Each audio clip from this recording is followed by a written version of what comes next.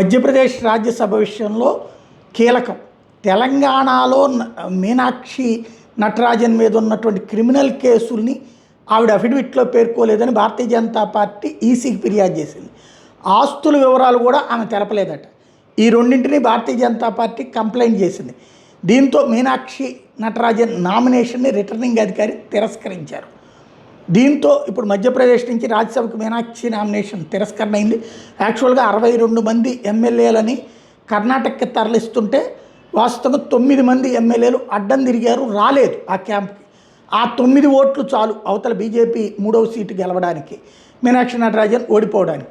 ఈలోపు ఇది కూడా జరిగింది. దీంతో పీసీసీ చీఫ్, తెలంగాణ పీసీసీ చీఫే కదా వెనకాల ఉంటుంది, నోటీస్ ఇస్తే సమాధానం చెప్పేవాళ్ళం, అట్లాంటిది ఇలా తప్పు చేస్తారా, దీని మీద అవసరమైతే సుప్రీంకోర్టు దాకా వెళ్తాం అని చెప్తున్నారు. దీంతో కథ మారింది. తెలంగాణలో ఉన్న క్రిమినల్ కేసులు ఏదైతే గతంలో పెట్టబడినటువంటి వాటిని అఫిడవిట్లో పేర్కొనకపోవడం సమస్య అయింది. రేవంత్ సర్కార్ వచ్చాక ఎత్తేయలేదు, అవి మెన్షన్ చేయలేదు. ఆస్తుల వివరాలు తెలపకపోవడం అన్నటువంటిది మరొకటి. ఇది దెబ్బయింది.